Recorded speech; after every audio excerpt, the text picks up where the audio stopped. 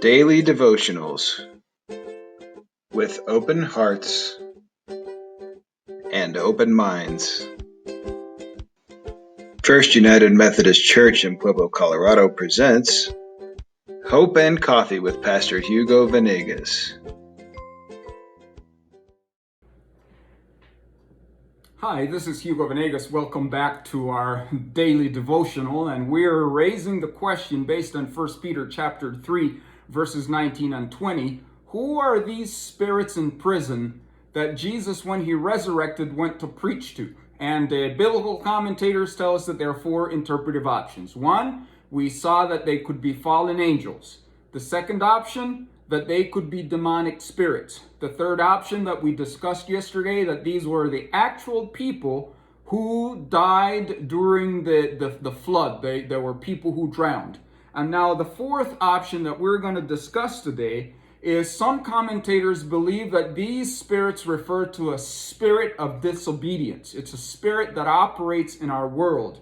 It's a spiritual influence that invades the minds of people, that invades the hearts of people, that cause them to turn their backs against God and to turn on other human beings. These are people who are inspired by the spirit of disobedience to do evil.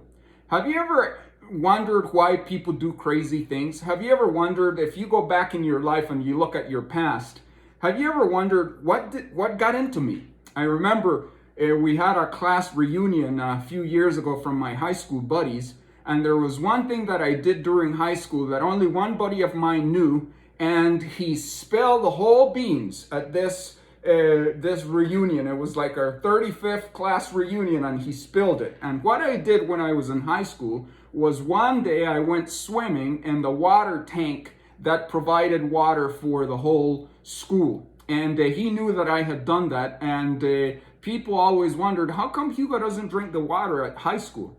And I am embarrassed that I did that. And even today, I ask myself the question, Venegas, what got into you that you did something like that?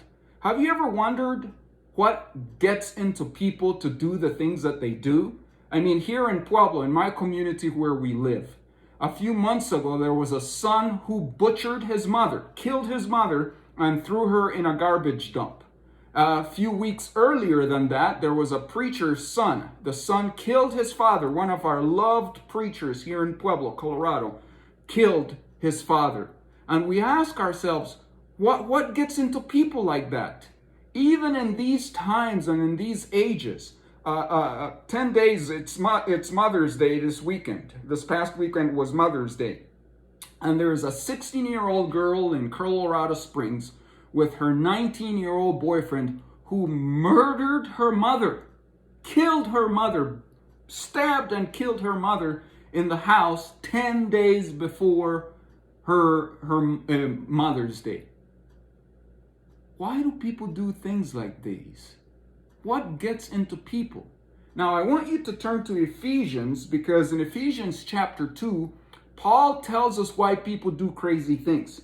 And he's reminding the believers at Ephesus, these are new converts, and he's telling them in chapter 2, as for you, you were dead in your transgressions and sins, in which you used to live when you followed the ways of this world and of the ruler of the kingdom of the air, the spirit who is now at work in those who are disobedient. You see what he's saying? That the believers at Ephesus used to do crazy things because they had a spirit of disobedience that influenced them to think thoughts, commit acts, and behave in ways that were against the ways that God wanted us to live. And he says here in verse 3 in chapter 2 of Ephesians, all of us lived among them at one time, gratifying the cravings of our sinful nature and following its desires and thoughts. Like the rest, we were by nature objects of wrath. By all these deeds, we all have it coming to us. And he's reminding the Ephesians, you all had it coming to you. But because of his great love for us, God, who is rich in mercy, made us alive with Christ, even when we were dead in our transgressions. It is by grace you have been saved. So some commentators believe that there is a spirit that operates in the world There is an evil spirit that moves us, that incites us to disobey God, to give our backs to God. And he says Jesus went to preach to that spirit, those kinds of spirit that lead believers into captivity, that lead people down a road in which it's a godless road, a dead-end road where Jesus is not there, the Spirit is not there, and we live in a God-forsaken country. Those spirits lead us to that place, and that's what he is saying. So you have 4 options. Which one are you going to choose? Who are these spirits in prison? Are they fallen angels?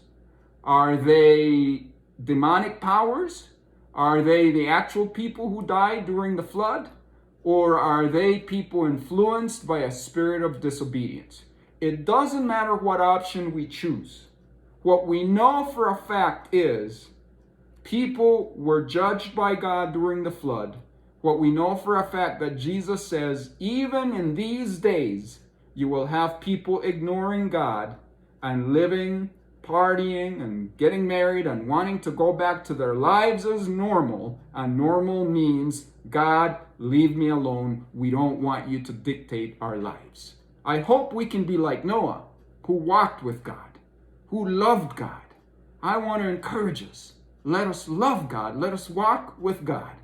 Hugo Venegas from Pueblo, Colorado. God bless you. Thank you for joining us for our daily devotional, Hope and Coffee, with Pastor Hugo Venegas. If you enjoyed today's devotion, like or subscribe below. We also welcome you to join our family at First United Methodist Church in Pueblo, Colorado.